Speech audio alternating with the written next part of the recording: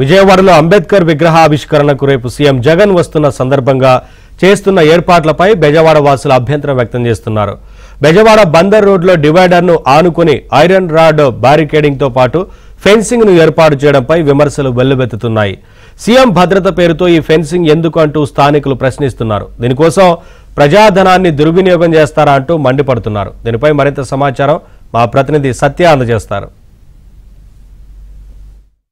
గత ప్రభుత్వ హయాంలో తెలుగుదేశం పార్టీ భారీ అంబేద్కర్ విగ్రహాన్ని అమరావతి ప్రాంతంలో ఏర్పాటు చేయడానికి నిర్దేశించింది. దానికి సంబంధించి స్థలాన్ని కూడా కేటాయించి బడ్జెట్ను కూడా రిలీజ్ చేసిన పరిస్థితి. అయితే ప్రభుత్వాలు మారడంతో ప్రభుత్వ ప్రాధాన్యాలు కూడా మారిపోయాయి.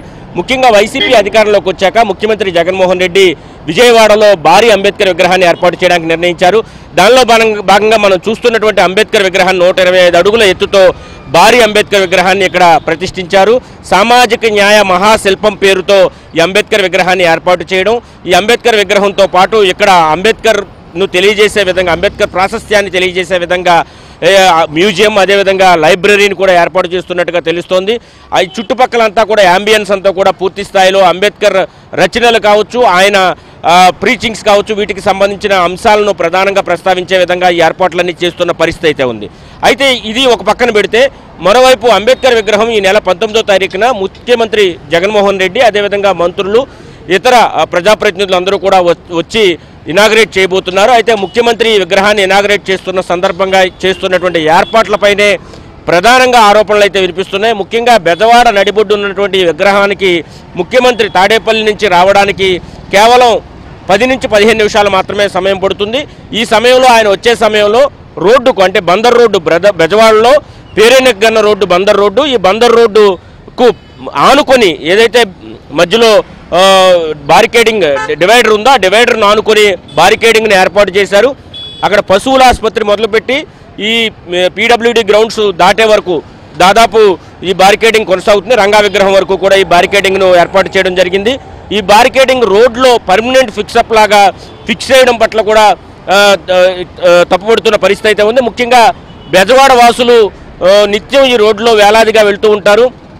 ముఖ్యమంత్రి రాక సందర్భంగా ఈ స్థాయిలో బారికేడింగ్ ఏర్పాటు చేయడం, హోల్స్ పెట్టడానికి దానికి సపరేట్గా ఫెన్సింగ్ చేసి హోల్స్ పెట్టి వాటికి ఎక్కడికక్కడ ఫెన్సింగ్ కూడా ఏర్పాటు చేయడం, అంటే గతంలో ముఖ్యమంత్రి వివిధ ప్రాంతాలకు వెళ్ళినప్పుడు అక్కడ కేవలం బారికేడింగ్ ఏర్పాటు చేయడం జరుగుతుంది.